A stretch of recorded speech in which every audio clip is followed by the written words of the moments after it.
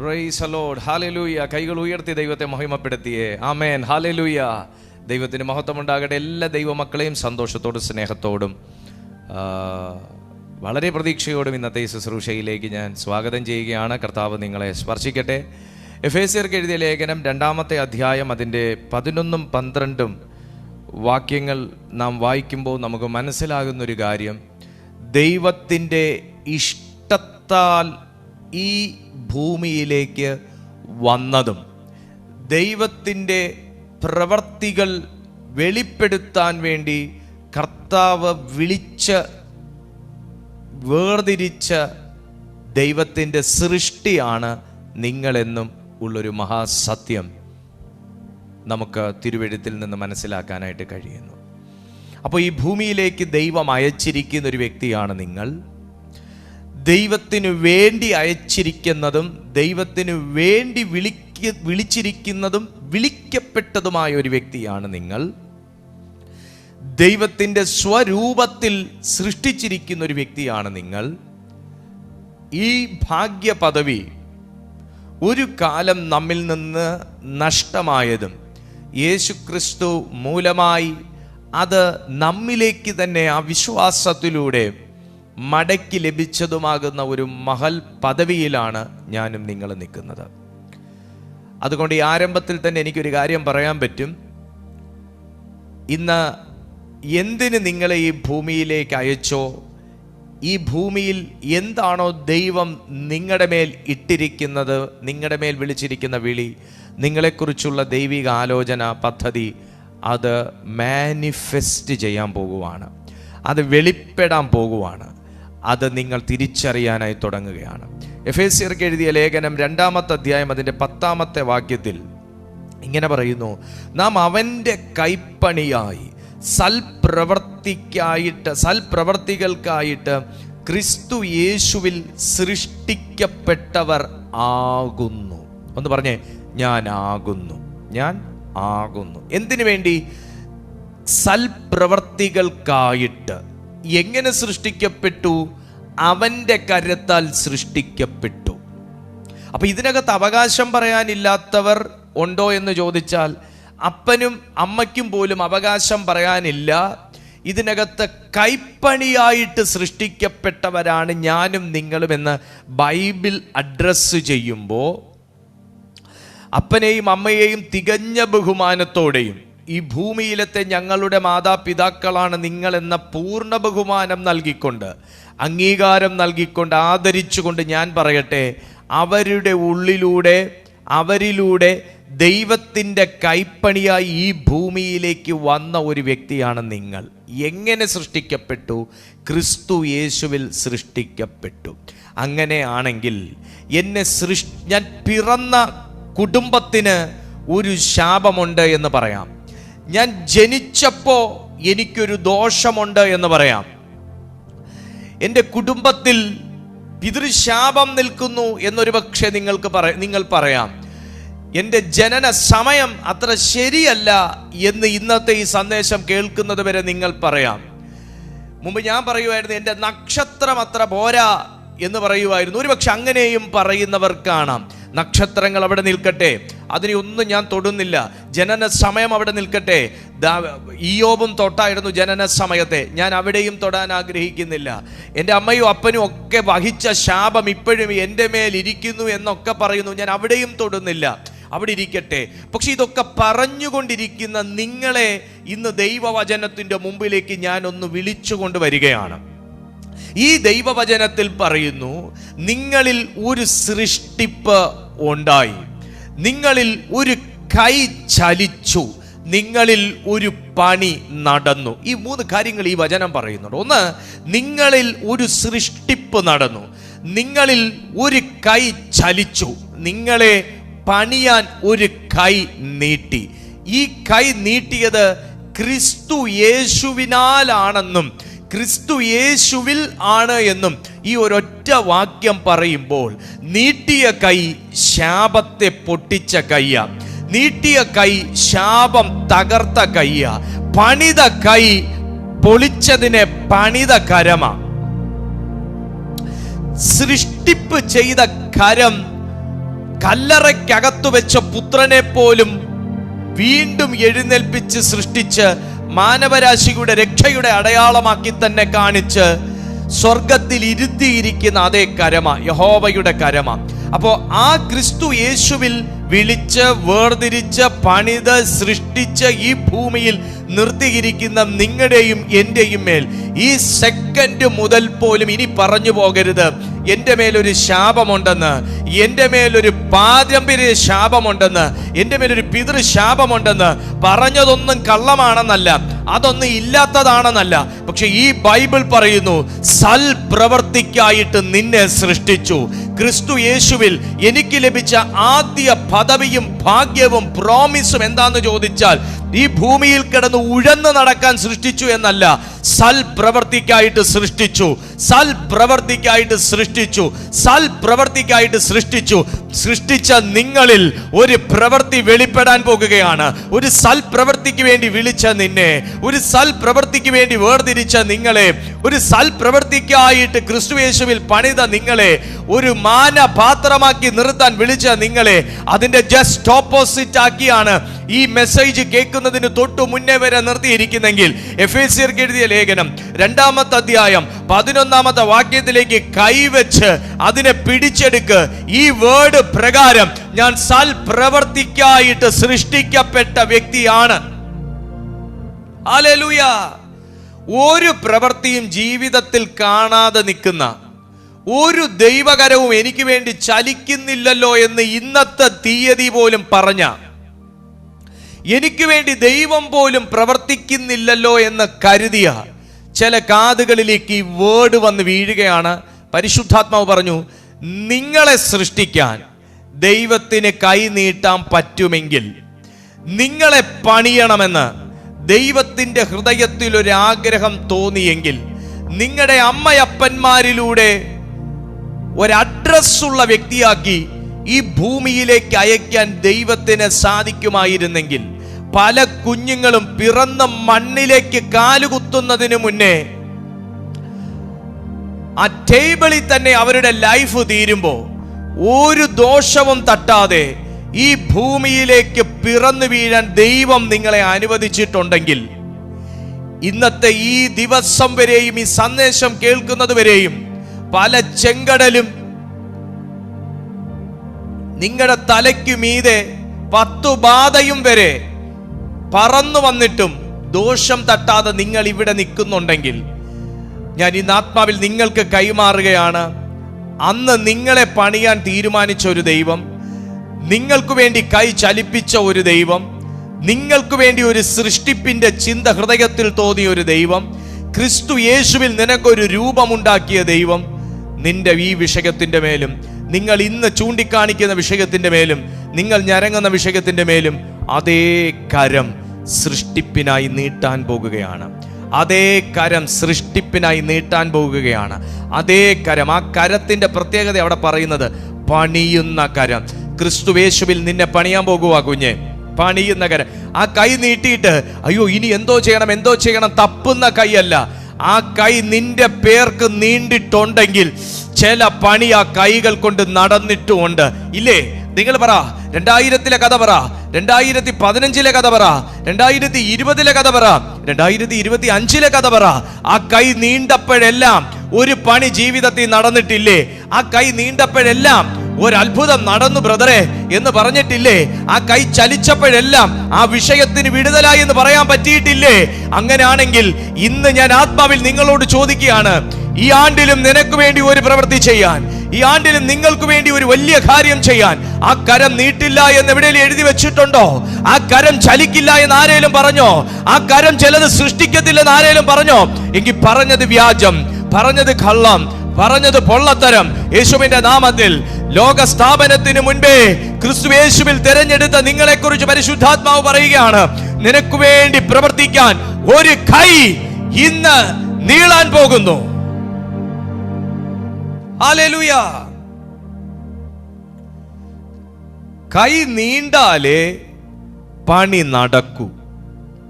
ഒന്ന് പറഞ്ഞേ, കർത്താവിന്റെ കൈ നീണ്ടാലേ പണി നടക്കൂ. ഈ കയ്യെ തടയുന്ന ചില തലങ്ങളെ തകർക്കാൻ ദൈവം നമുക്ക് അഭിഷേകം തന്നേക്കുന്നത്. എല്ലാ പ്രശ്നങ്ങളും നമ്മുടെ മനസ്സിലല്ല, എല്ലാ പ്രശ്നങ്ങളും നമ്മുടെ ശരീരത്തിലല്ല, എല്ലാ പ്രശ്നങ്ങളും അത് ബ്രദറിൻ്റെ ചിന്തയുടെ പ്രശ്നം അല്ലല്ല, ചിന്തയിലല്ല. ചില പ്രശ്നങ്ങൾ ഓഫീസിലായിരിക്കും, അതിൻ്റെ ആഫ്റ്റർ ഇഫക്റ്റ് ആണ് നമ്മുടെ മനസ്സിനെ തൊടുന്നത്. ചില പ്രശ്നങ്ങൾ നമ്മുടെ ഫാമിലിയിലായിരിക്കും, അതിൻ്റെ ഒരു ഇൻഫ്ലുവൻസ് ആണ് നമ്മുടെ മനസ്സിനെ തൊടുന്നത്. ചില പ്രശ്നങ്ങൾ തികച്ചും സ്വകാര്യമായിരിക്കും. അപ്പോൾ പ്രശ്നങ്ങളെല്ലാം ഉത്ഭവിക്കുന്ന സ്ഥലങ്ങളുണ്ട്, പക്ഷെ അതെല്ലാം വന്നടിയുന്നത് നമ്മുടെ മനസ്സിലേക്ക്. ശരിയല്ലേ? കുഞ്ഞിന് വയ്യെങ്കിൽ നമ്മുടെ മനസ്സാണ് വിഷമിക്കുന്നത്. അപ്പോൾ മനസ്സിനാണോ പനി? മനസ്സിനല്ല പനി. മനസ്സിലാണോ വേദന? മനസ്സിനല്ല വേദന. കുഞ്ഞിനാ വേദന, കുഞ്ഞിനാ പനി. പക്ഷെ അത് എവിടെയാ പ്രതിഫലിക്കുന്നത്? നമ്മുടെ മനസ്സിലാണ്. തൽഫലമായി എന്ത് സംഭവിക്കും? ആരാധന സ്വാതന്ത്ര്യം കുറയും, ആരാധിക്കാനൊരു താല്പര്യം കിട്ടത്തില്ല, വചനം കേൾക്കാനൊരു സുഖം കാണത്തില്ല. അപ്പൊ ചില പ്രശ്നങ്ങളെ പരിഹരിക്കണമെങ്കിൽ അതിൻ്റെ റൂട്ട് അറിയാൻ ഒരു കൃപ നമുക്ക് വേണം. നമുക്ക് ചില കാര്യങ്ങളൊക്കെ പ്രാർത്ഥിക്കാൻ പറയാൻ പറ്റും, ഇതിൻ്റെ റൂട്ട് എവിടെയാണ്. ചില കാര്യങ്ങൾ നമുക്ക് പ്രാർത്ഥിക്കാൻ പറയാൻ പറ്റും, ഇതിൻ്റെ ഉത്ഭവ സ്ഥാനം എവിടെയാണ്, ഇതിൻ്റെ ഉദ്ദേശം എന്താണ്, നമുക്കറിയാൻ പറ്റും.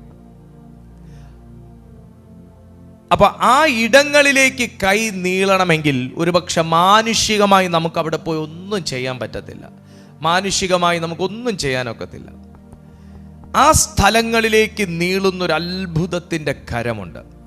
ഇപ്പൊ ദാനിയേലിനെ ഇട്ട സിംഹത്തിൻ്റെ ഗുഹയ്ക്കകത്ത് ദാനിയേലിൻ്റെ ചർച്ചുകാർക്ക് പോയി ഗുഹയുടെ വെളി വരെ നിന്ന് പ്രാർത്ഥിക്കാൻ പറ്റും. അയ്യോ എൻ്റെ പൊന്ന് ദാനിയേൽ അപ്പച്ചനെ, സിംഹം പിടിക്കരുത്, സിംഹം പിടിക്കരുത്, കർത്താവേ സിംഹം പിടിക്കരുത് എന്ന് പറഞ്ഞാൽ നമുക്ക് ഗുഹയുടെ പുറം വരെ, എത്ര പെറ്റു വളർത്തിയ അമ്മയും അച്ഛനും ആന്നൊക്കെ പറഞ്ഞാലും ഗുഹയ്ക്കകത്ത് കയറിപ്പോയി മോനെ രക്ഷിക്കാൻ പറ്റുമോ? അവർക്ക് താല്പര്യം ഉണ്ടെങ്കിലും അവരുടെ ഉള്ളിൻ്റെ ഉള്ളിൽ ഭരിക്കുന്ന ഒരു ഭയം അവരെ അതിനകത്തോട്ട് കയറാൻ, മനസ്സിലായോ? പക്ഷെ അതിനകത്തേക്കും നീട്ടാൻ പറ്റുന്ന ഒരു കരത്തെക്കുറിച്ച് അറിയുന്ന അമ്മയും അപ്പനാണെങ്കിൽ പറഞ്ഞെങ്കിൽ പറയും, നിങ്ങളൊക്കെ എന്തിനാ ഈ നിലവിളിക്കുന്നേ? അവിടെ കുത്തിയിരിക്കുക, നമുക്ക് ഗുഹയുടെ മുന്നിൽ വരെ എത്താൻ കർത്താവ് കൃപ തന്നില്ലേ, നമുക്ക് ഇവിടെ വരെ വരാനുള്ള അനുവാദമേ ഉള്ളൂ. അതിൻ്റെ അകത്തേക്ക് കടക്കാനുള്ള കരം നമ്മുടേതല്ല, അതിനകത്ത് കടക്കാനുള്ള കരം ദൈവത്തിൻ്റെതാണ്. ഞാനൊരു ദൂത് പറയാം, ദൈവം പ്രവർത്തിക്കേണ്ടടുത്ത് കയറി നീ പ്രവർത്തിക്കാൻ നിൽക്കരുത്. ദൈവം സംസാരിക്കേണ്ടടുത്ത് കയറി നീ സംസാരിക്കാൻ നിൽക്കരുത്. ദൈവം കരം ചലിപ്പിക്കേണ്ടടുത്ത് കയറി നീ കരം ചലിപ്പിക്കാൻ നിൽക്കരുത്. ദൈവത്തിന്റെ നാവ് അനങ്ങേണ്ടടുത്ത് നിന്റെ നാവ് അനങ്ങരുത്. ദൈവത്തിന്റെ ദർശനത്തിന്റെ മേൽ നിന്റെ ദർശനം വെക്കരുത്. ദൈവത്തിന്റെ അരുളപ്പാടിന്റെ മേൽ നിന്റെ അരുളപ്പാട് ഉണ്ടാകരുത്. ഗുഹയുടെ പുറം വരെ വരുത്തിയത് ദൈവമാണെങ്കിൽ അതിന്റെ അകത്തേക്ക് നിന്റെ ശബ്ദമയക്കാനാണ് ദൈവം ആഗ്രഹിക്കുന്നത്. അതിന്റെ അകത്ത് കൈ ചലിപ്പിക്കാൻ ആഗ്രഹിക്കുന്നത് അവിടുന്നാണ്. അതിനകത്ത് പ്രവർത്തിക്കാൻ ആഗ്രഹിക്കുന്നത് അവിടുന്നാണ്. ചില സിംഹത്തിന്റെ ഗുഹയ്ക്കകത്ത് കിടക്കുന്ന ദൈവ മക്കളിലേക്ക് നോക്കി പരിശുദ്ധാത്മാവി ആലോചന കൈമാറുകയാണ്. നിനക്കിതിനകത്ത് ചെയ്യാൻ ഒന്നുമില്ല എന്ന് പറയുമ്പോഴും, നിനക്കിതിനകത്ത് പറയാനൊന്നുമില്ല എന്ന് പറയുമ്പോഴും, ഇതിനകത്ത് എനിക്കൊന്നും സംസാരിക്കാനില്ല എന്ന് പറയുമ്പോഴും, എനിക്കിതിനൊന്നും മറുപടി പറയേണ്ടത് എങ്ങനെയെന്ന് പോലും അറിയത്തില്ല എന്ന് പറയുമ്പോഴും, എന്തിനു വേണ്ടി ചെയ്യണമെന്ന് അറിയുകയില്ല എന്ന് പോലും പറഞ്ഞിരിക്കുമ്പോഴും കർത്താവ് പറയുന്നു, നീ ദൈവത്തിന്റെ മീതെ കൈ ചലിപ്പിക്കാൻ നിൽക്കണ്ട. നിനക്ക് കഴിയുന്ന ഒരു കൃപ പ്രാർത്ഥിക്കുക എന്നുള്ളതാണ്.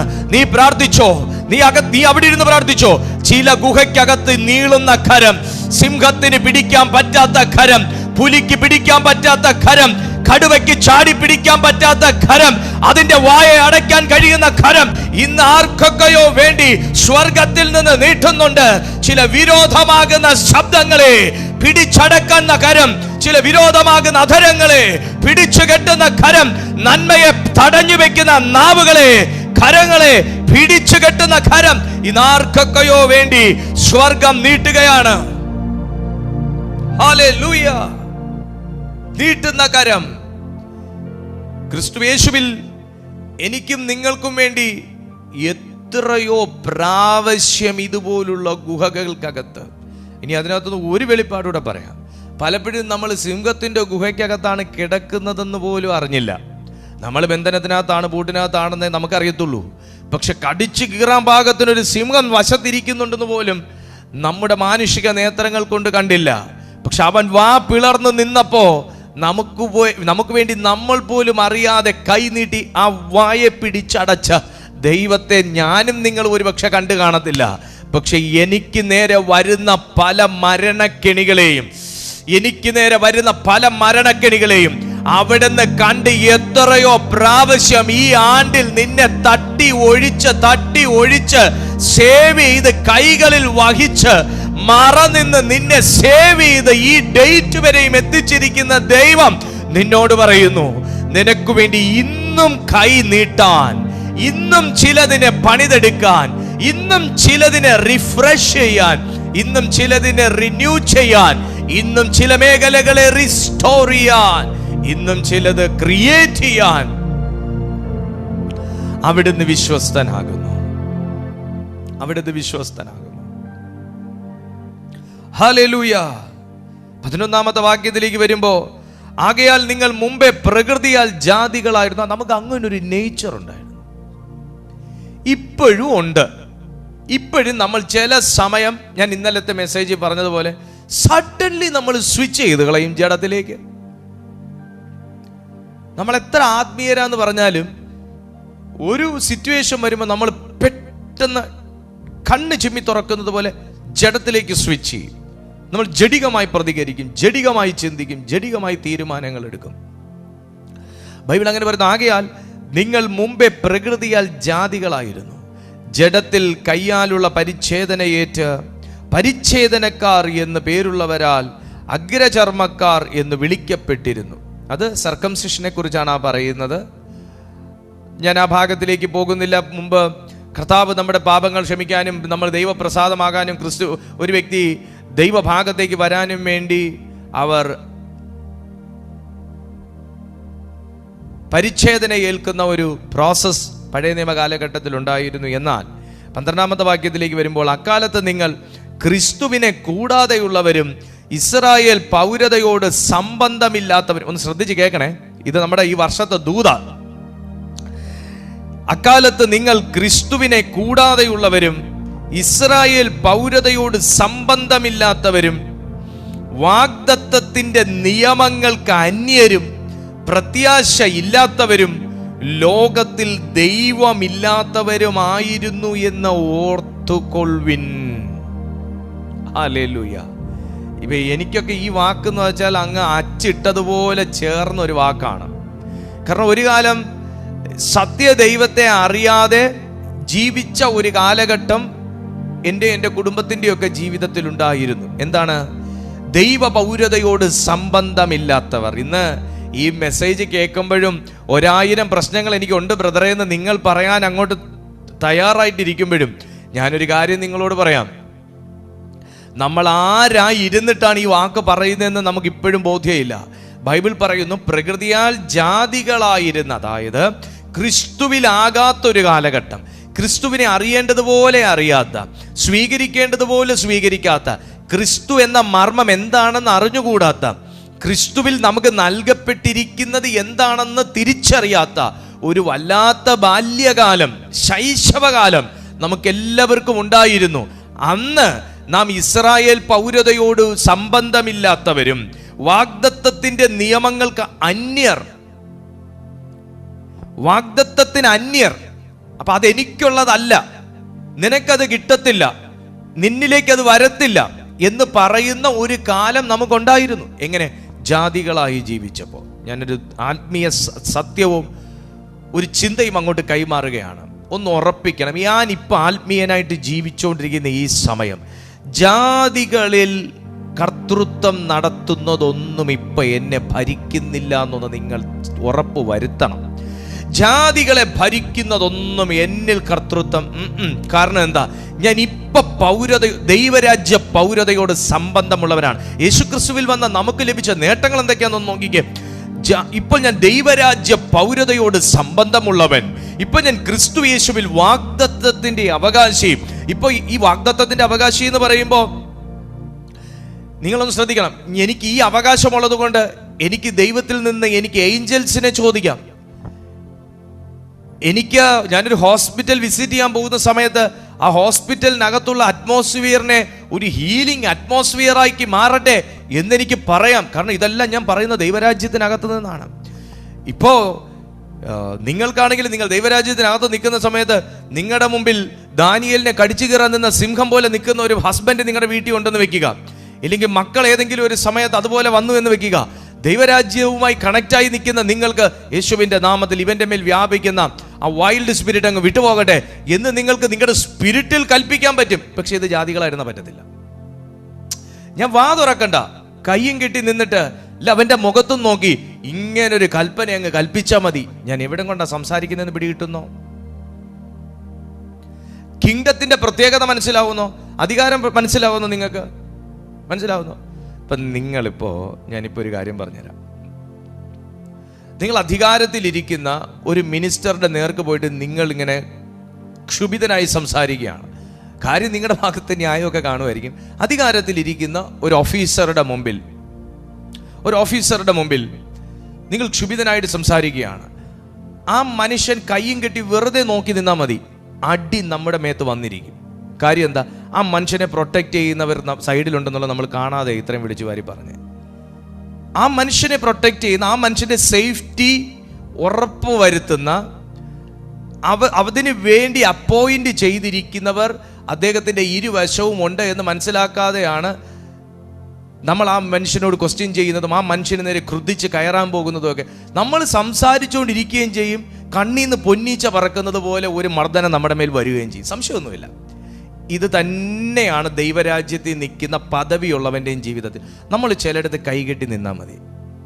ആക്ട് ചെയ്യേണ്ടവർ ആക്ട് ചെയ്യും. ഞാൻ അതാ തുടക്കത്തിൽ പറഞ്ഞേ, നമുക്ക് വേണ്ടി നീട്ടുന്നൊരു കരം ഇന്നുമുണ്ട്, നമുക്ക് വേണ്ടി പണിയുന്നൊരു കരം ഇന്നുമുണ്ട്, നമുക്ക് വേണ്ടി സൃഷ്ടിക്കുന്നൊരു കരവും ഇതുകൊണ്ട്. അതുകൊണ്ട് യേശു പറഞ്ഞത് പ്രതികാരം യഹോവയ്ക്കുള്ളതെന്ന് പറഞ്ഞത്. നമുക്കത് ചെയ്യാൻ പ്രമാണമില്ലാത്തതുകൊണ്ടാണ്. ചിലരോട് തിരിച്ച് സംസാരിക്കാൻ പ്രമാണമില്ല, ചിലർ ചെയ്തതിൻ്റെ മറുപടി ചെയ്യാൻ നമുക്ക് പ്രമാണമില്ല, ചിലര് ടോസ് ചെയ്ത രീതിയിൽ നമുക്ക് ടോസ് ചെയ്യാൻ അങ്ങനല്ല നമ്മൾ വിളിച്ചേക്കുന്നത്. ചിലർ നമുക്കെതിരെ ചെയ്ത പണി തിരിച്ചു ചെയ്യാൻ നമുക്ക് പ്രമാണമില്ല. പക്ഷേ ദൈവരാജ്യത്തിൻ്റെ അധികാരത്തിലൊരു വ്യക്തി നിന്ന് കഴിഞ്ഞാൽ, വാഗ്ദത്തത്തിൻ്റെ അവകാശിയായി മാറിക്കഴിഞ്ഞാൽ, ആ ക്രിസ്തുവിൻ്റെ ആത്മാവ് അകത്ത് വന്നൊരു വ്യക്തി ആയിക്കഴിഞ്ഞാൽ, ഞാൻ നേരത്തെ പറഞ്ഞതുപോലെ എത്ര വൈൽഡ് സ്പിരിറ്റിൻ്റെ ഇൻഫ്ലുവൻസ് ഉള്ള എൻറ്റിറ്റി ഉള്ള ഒരു മനുഷ്യൻ, ഒരു സാഹചര്യം, ഒരു സമ്മർദ്ദം മുന്നിൽ നിന്നാലും കണ്ണ് തുറന്ന് നോക്കി വാ ചലിപ്പിക്കാതെ ആത്മാവ് കൊണ്ട് കൽപ്പിച്ച് ചിലതിനെ താഴിടാനുള്ള ഒരു ദൈവരാജ്യത്തിന്റെ അധികാരത്തെയും അഭിഷേകത്തെയും നിങ്ങൾ തിരിച്ചറിയാതെ പോകരുത്.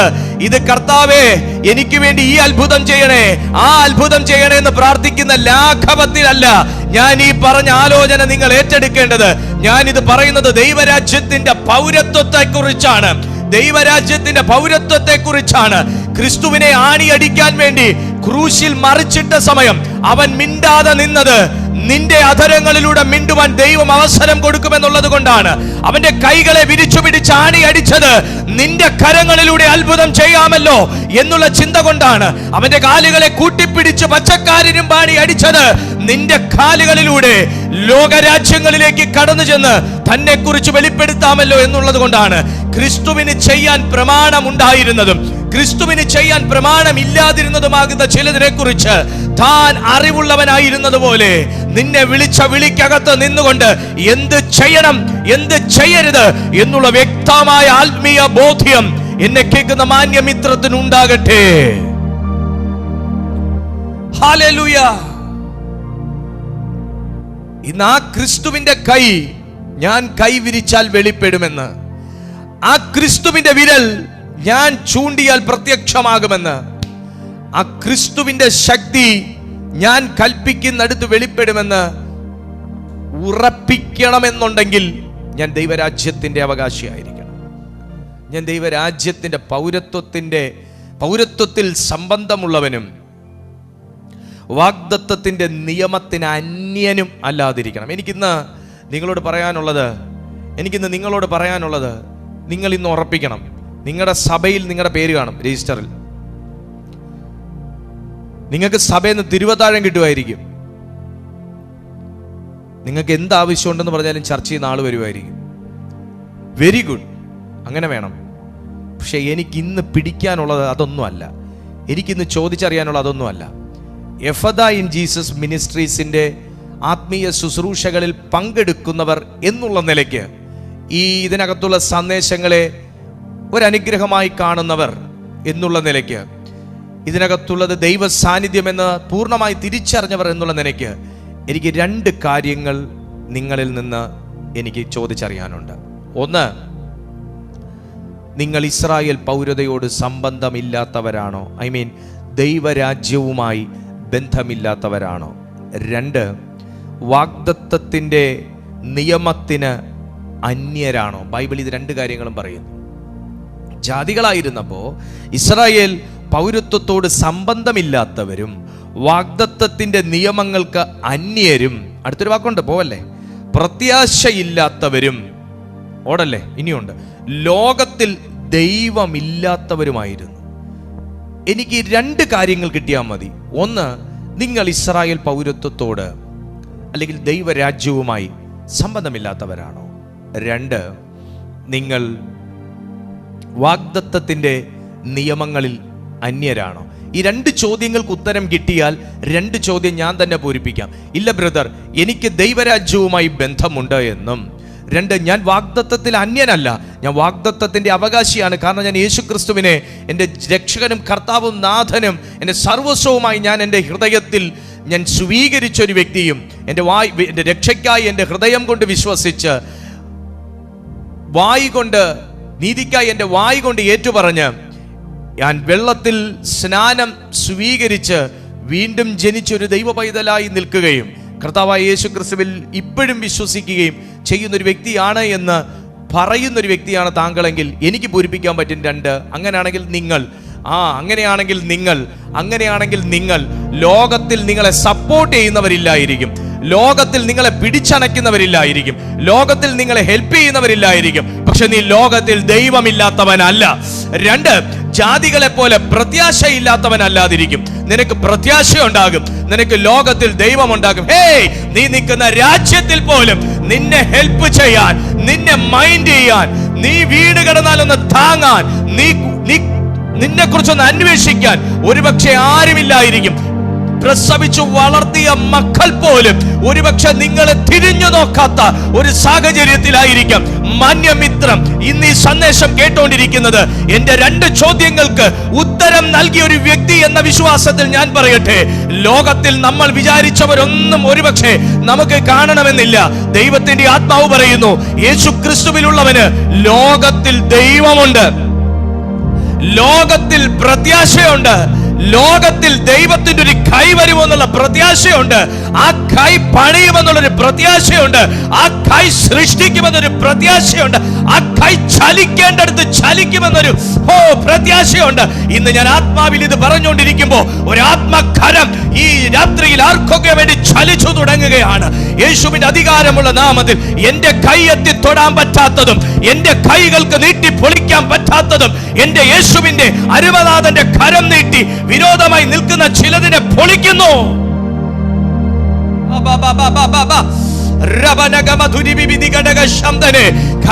സൃഷ്ടിപ്പിലുള്ളവനാ ഞാനും നിങ്ങളും, ആ കരം പണിതവനാ ഞാനും നിങ്ങളും. അങ്ങനാണെങ്കിൽ ഈ പണിയെ പൊളിക്കാൻ, ഈ പണിയെ പൊളിക്കാൻ, ഈ വിളിയെ തകർക്കാൻ, ഈ വിളിയെ തകർക്കാൻ, ഈ തെരഞ്ഞെടുപ്പിനെ ഒടുക്കാൻ നീട്ടിയ സകല വിരോധത്തിന്റെ കരവും യേശുവിന്റെ നാമത്തിൽ പൊട്ടട്ടെ, ഒടിയട്ടെ, തകരട്ടെ.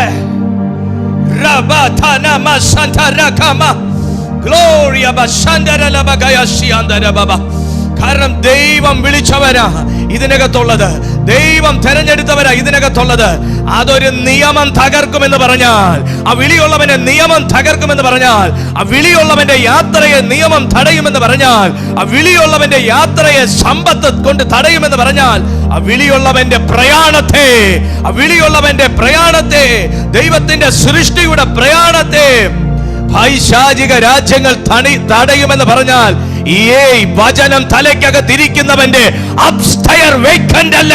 വചനം പറയുന്നു, ഇന്നും സൃഷ്ടിച്ച് വിളിച്ച് ഭൂമിയിൽ വേർതിരിച്ച് ക്രിസ്തുവിന്റെ പ്രതിപുരുഷനായി, പ്രതിരൂപമായി, പ്രതിബിംബമായി നിർത്തിയിരിക്കുന്നവന് വേണ്ടി അദൃശ്യ മണ്ഡലത്തിലൂടെ ദൃശ്യമായി ചലിക്കുന്ന കരം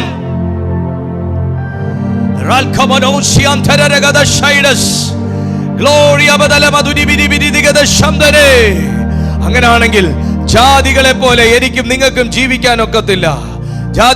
ഞാൻ നിർത്തുവാണ്, എന്റെ ടൈം കഴിഞ്ഞു. ജാതികളെ പോലെ എനിക്കും നിങ്ങൾക്കും ജീവിക്കാൻ ഒക്കത്തില്ല. പ്രത്യാശയുള്ളവരെ പോലെ ജീവിക്കാം, വിളിയുള്ളവനെ പോലെ ജീവിക്കാം, കൃപയുള്ളവനെ പോലെ ജീവിക്കാം, ദൈവത്തിന്റെ വാഗ്ദത്തത്തിന്റെ അവകാശിയായി ജീവിക്കാം. എത്ര ദൈവമക്കൾക്ക് മനസ്സിലാകുന്നുണ്ട്? എവിടെയൊക്കെയോ പരാജയപ്പെട്ടു പോയി എന്ന് ഇപ്പോഴും നിങ്ങൾ പറയുമ്പോൾ, ഞാൻ ഉദ്ദേശിച്ചെടുത്തൊന്നും എത്തിയില്ല ബ്രദറെ എന്ന് നിങ്ങൾ ഇപ്പോഴും പറയുമ്പോൾ, എനിക്കിനി പ്രതീക്ഷയ്ക്കൊന്നും ഇല്ല ബ്രദറെ എന്ന് നിങ്ങൾ പറയുമ്പോൾ, ഞാൻ ഈ പറയുന്ന ബൈബിൾ വചനം നിങ്ങളുടെ പുസ്തകത്തിനകത്തുനിന്ന് മാഞ്ഞു പോയിട്ടില്ലെങ്കിൽ ഈ ദൂത് നിങ്ങളോടാണ്, ഈ ദൂത് എന്നോടാണ്. യേശുവിന്റെ നാമത്താൽ നിങ്ങൾ ഞാൻ പറയുന്നതിന്റെ ആഴം മനസ്സിലാകുന്നുണ്ടോ? അങ്ങനെയാണെങ്കിൽ ഒന്ന് കണ്ണടച്ച് പ്രാർത്ഥിച്ചേ. അപ്പനെ, അവിടുത്തെ മഹത്വം ഇന്ന് രാത്രി വെളിപ്പെടട്ടെ എന്നൊന്ന് പ്രാർത്ഥിച്ചേ. അപ്പനെ, അതുപോലെ എൻ്റെ പ്രത്യാശയില്ലായ്മ എടുത്തു മാറ്റണമേ എന്നൊന്ന് പ്രാർത്ഥിച്ചേ. അപ്പനെ, എനിക്ക് വേണ്ടി നിന്റെ കരമൊന്ന് ചലിക്കണമേ, ഞാൻ ഇന്ന് കാണുന്നു വിശ്വസിക്കുന്നു എന്നൊന്ന് പറഞ്ഞ് എല്ലാ മനസ്സും ഏകാഗ്രമാക്കി, എല്ലാ ഹൃദയവും ദൈവസന്നിധിയിൽ കൊടുത്ത്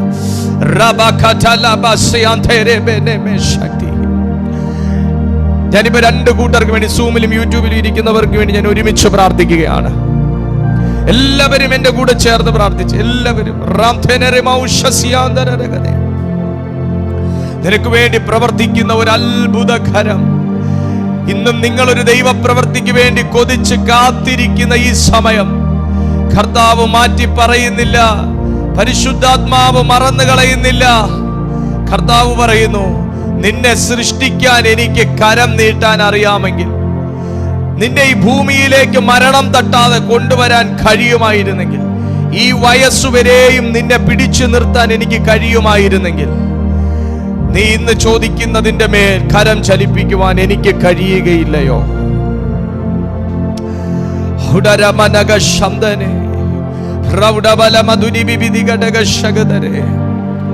ഇന്ന് ആ നിലയിൽ ദൈവം ഇടപെടുന്ന ചില മക്കൾ ഇതിനകത്തുണ്ട്.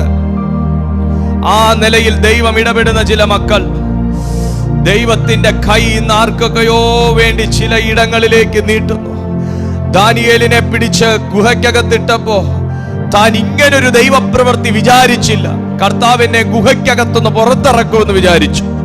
പക്ഷേ ഗുഹയ്ക്കകത്തുനിന്ന് പുറത്തിറക്കേണ്ടത് ദൈവമല്ലടാ, നിന്നെ അകത്ത് നിയമിച്ച് തള്ളിയ ഒരുത്തനുണ്ടല്ലോ, അവൻ തന്നെ വന്ന് വിളിച്ച് നിന്നെ പുറത്തിറക്കണം.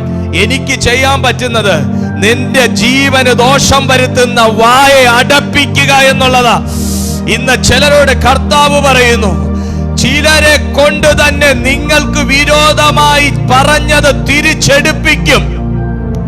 ഹല്ലേലൂയ. ചിലരെ ആദരം കൊണ്ട് തന്നെ നിന്നെ ശപിച്ചു പറഞ്ഞ ആ വാ കൊണ്ട് തന്നെ അനുഗ്രഹിച്ചു സംസാരിപ്പിക്കും.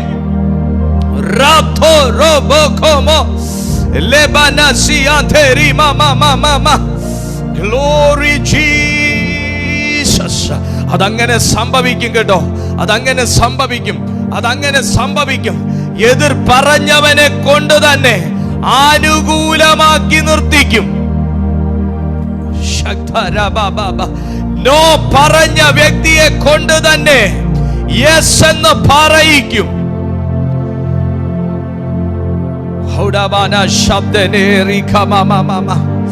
പരിശുദ്ധാത്മാവേ, ജനത്തെ അവിടുത്തെ കൈകളിലേക്ക് ഞാൻ ഏൽപ്പിക്കുകയാണ്.